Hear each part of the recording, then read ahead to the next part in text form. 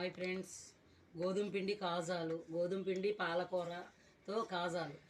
గోధుమ పిండి ఒక కప్పు, ఒక స్పూను జీలకర్ర, ఒక స్పూన్ ఏమో వాము, ఒక స్పూను ఉప్పు, కొంచెం కారం వేసి పాలకూరని ఉట్టి నీళ్ళల్లో కొంచెం ఉడకనివ్వాలి. ఉడికిన తర్వాత ఇలా ఇలా కలుపుకోవాలి. ఇలా కలుపుకున్న తర్వాత రోటీ చేయాలి. ఆ ఉడకబెట్టిన పాలకూరని ఆ నీళ్ళతో సహా దీనిలో వేసి కలుపుకోవాలి.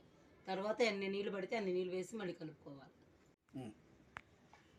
ఇలా రోటీలాగా చేసి ఇలా ముక్కలుగా కట్ చేసుకోవాలి.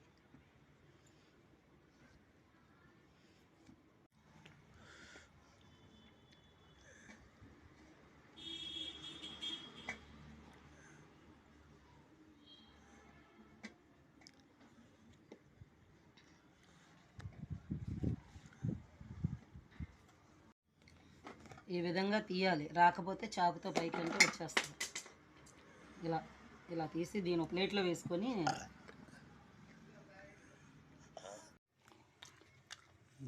నూనె కాగనిచ్చి ఇలా వెయ్యాలి.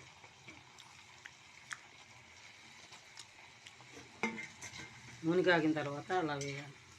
మీడియం మంటలో పెట్టి వేయించుకోవాలి, అప్పుడు బాగా కరకరలాడతాయి.